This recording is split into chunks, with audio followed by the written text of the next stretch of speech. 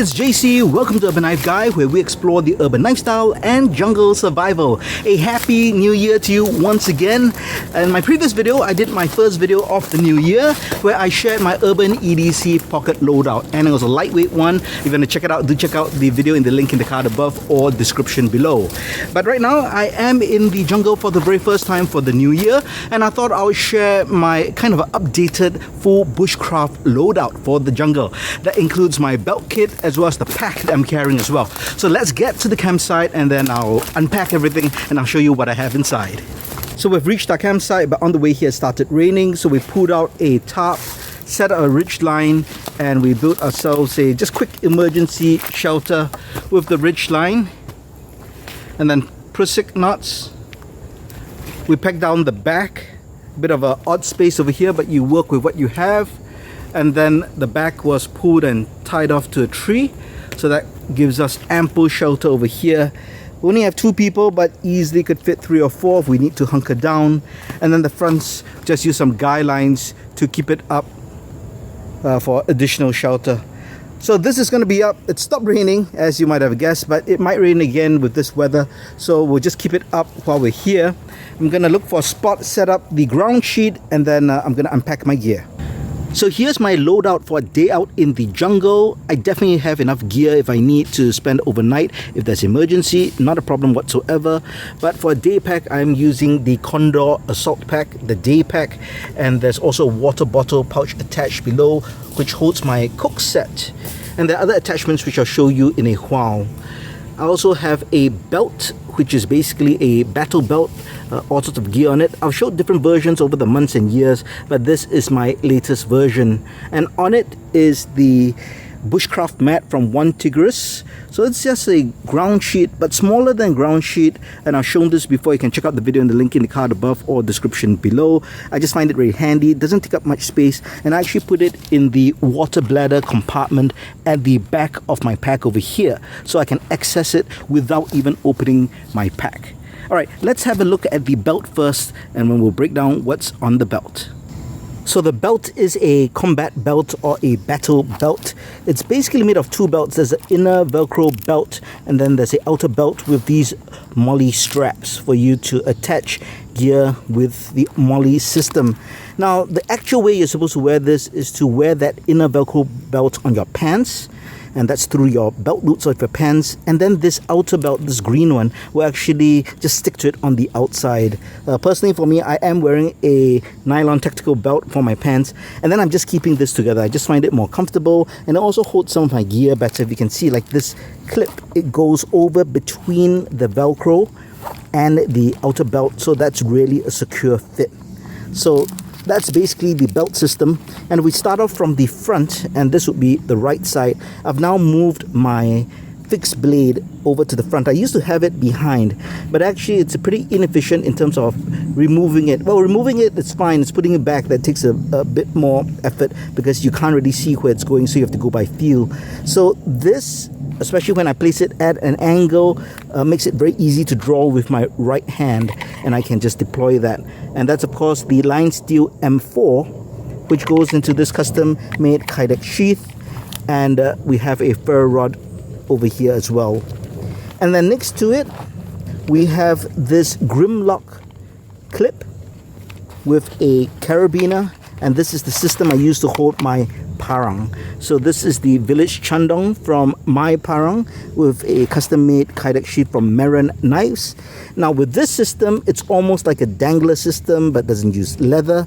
Out in the jungle, it's humid, it's wet all the time, so I really want to go with plastic and Kydex for my attachments if possible. And this is really strong enough just for the parang, not a problem. And if I ever want to remove it, it's just a matter of removing it just like that. And this can go on a tactical sling, as I do carry at times. If not, I can remove it from my belt if I really need. So it's really simple in that sense. So these are my 2 main, I would say, my knives. The big knife in the form of the parang, and then that smaller belt knife.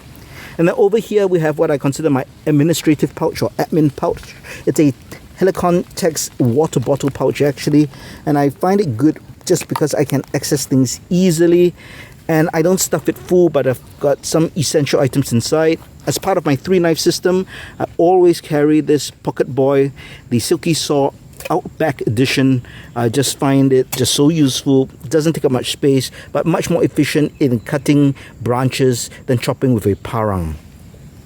And then I have a first aid dressing over here, and it's actually the only piece of first aid that I have. I used to have a first aid kit on the belt. I've since now moved everything to my pack, simply because I've got more first aid items and it makes sense to consolidate everything, and generally I'm never too far from my pack. And if it's something that is not so serious, I can definitely have time to get to my pack. If something's more serious in terms of a bad gash that really needs to be compressed immediately, then I do have that FAD over here. Insect repellent, just bits of paracord. Actually I have more paracord inside, but we used it to build the shelter. I've got a weatherproof or write in the rain style notepad with a pen over here. That's just to write notes if needed. And then I have a fire kit over here. Let's have a quick look at the fire kit. This is my practical fire kit. It's really small, and I've talked about the difference between a practical and educational fire kit, and check out that video in the link in the card above or description below. But this practical kit is really small. It's got the bare essentials: battwood, wax jute, dry natural jute, and there's also a pencil sharpener to get shavings. So just all the basic things you need for a fire kit. I want to keep it lightweight. I keep it close with a Ranger band, and that goes into the pouch over here. On the side of the admin pouch, I do have a holder for a lighter. So this is just a big lighter with some duct tape or gaffer's tape around it, and this is really just for convenience to put it over here. And this is my compass pouch. Now, I used to have it in the front. The reason why I shifted it was to exchange places with the fixed blade. And one reason is I don't use the compass all the time. I definitely use the knife more often. And if I really was going to do navigation where I need the compass all the time, then I'll take it out and then I'll put it around my neck or put it in my pocket if I really need to refer to it all the time. So this is the Kaminga compass. I've talked about this before. You can check out that video. Really solid military style compass. It's a lensetic compass, and I find it's just really a really good compass overall. I'm happy to carry that. At the back is kind of my back scout pack.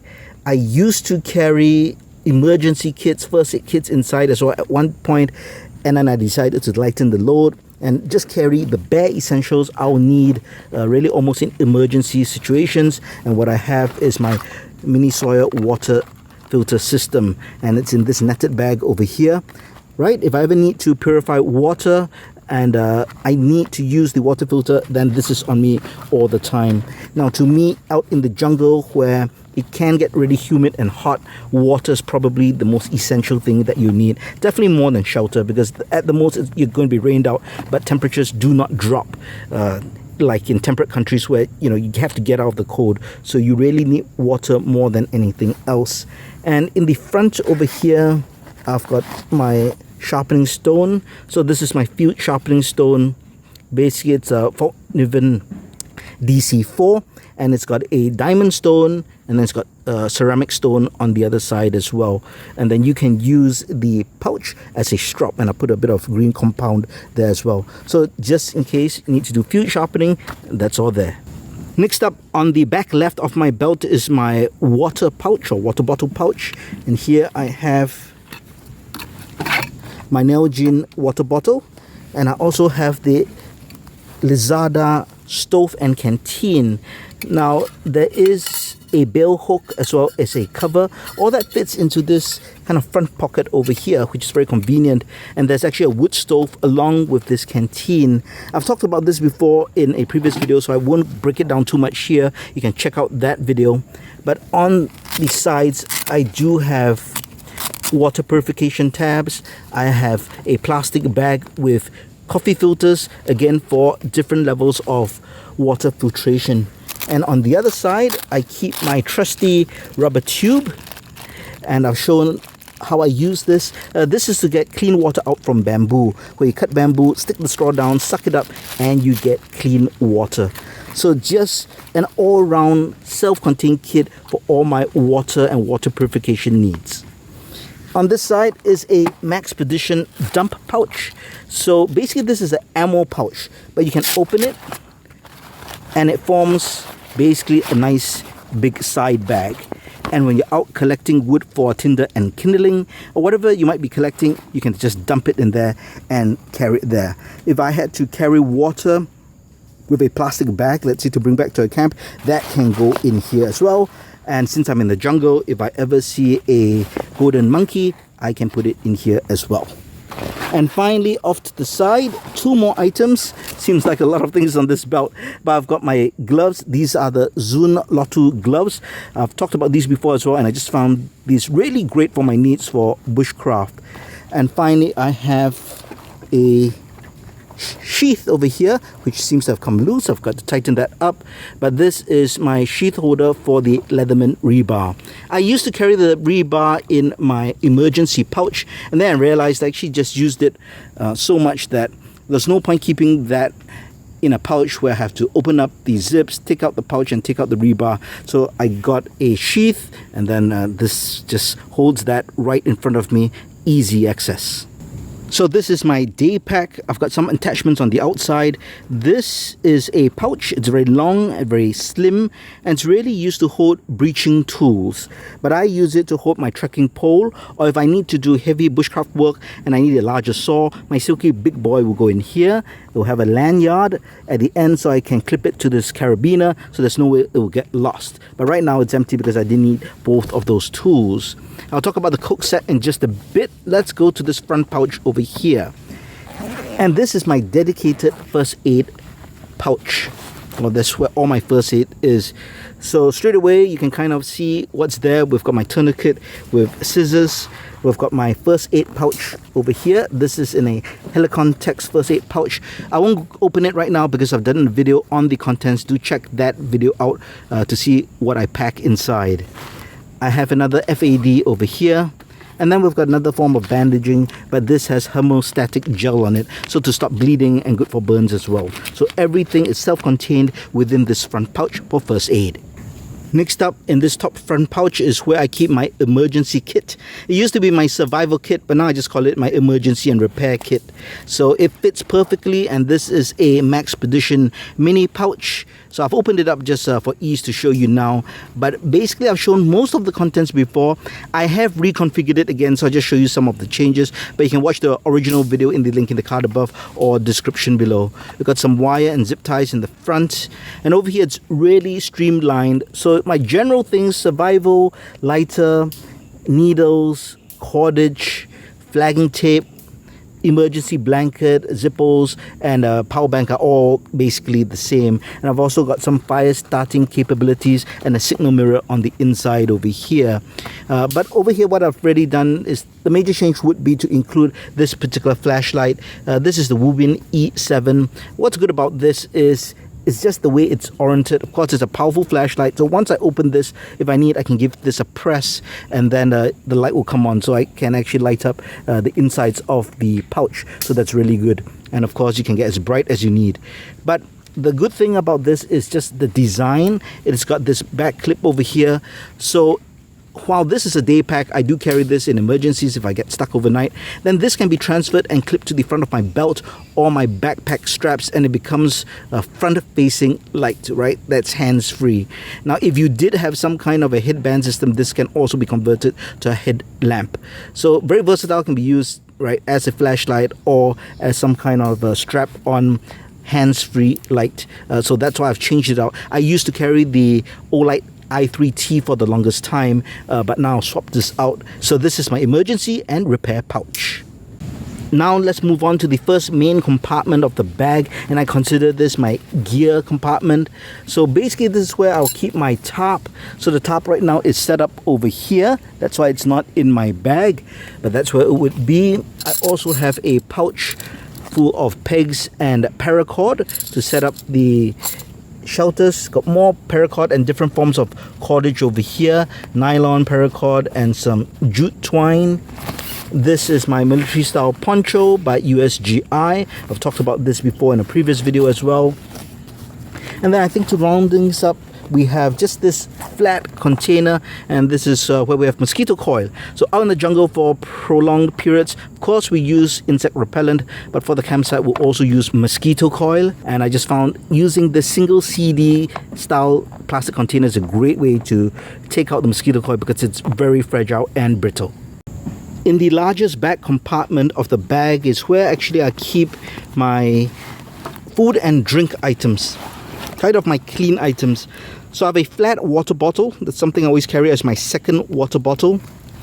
We've got plastic bags which form trash bags. I've got magic towels, and I've got tissue paper as well. Over here I've got some emergency ration.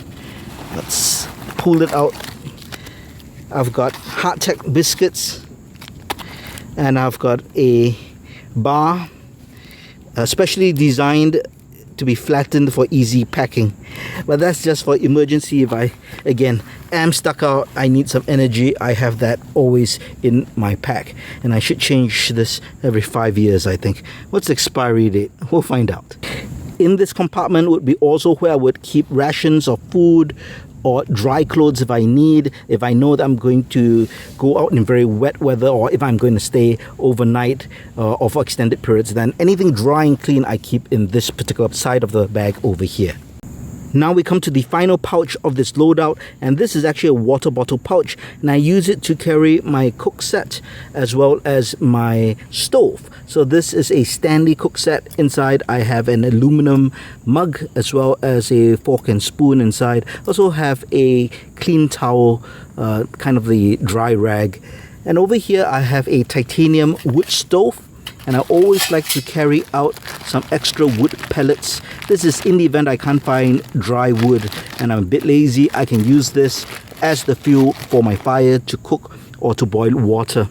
And all that goes into the main compartment of this pouch over here. And in the front pouch I've got more dry jute.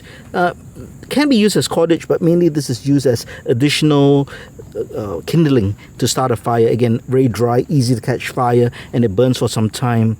I've got the pot stand which goes on top of the stove for the pot, and then over here I've got that telescopic bellow that you use to add oxygen to a fire. I hope you enjoyed this look at my bushcraft loadout for the jungle for this year, 2025. If you've been following this channel, you probably have seen the evolution of the kit. Some changes are minor, some changes are more significant, but they're all really to help me be more efficient in the field, maybe to lighten weight or just be more productive and use less energy as well. Let me know your thoughts on this kit. Are there any similarities with your kit, or would you do some things really different? Do let me know your thoughts in the comments below. If you liked the video, please give it a thumbs up, and if you like the content in general, please subscribe to the channel and hit that notification bell. Thanks for watching. Talk to you soon.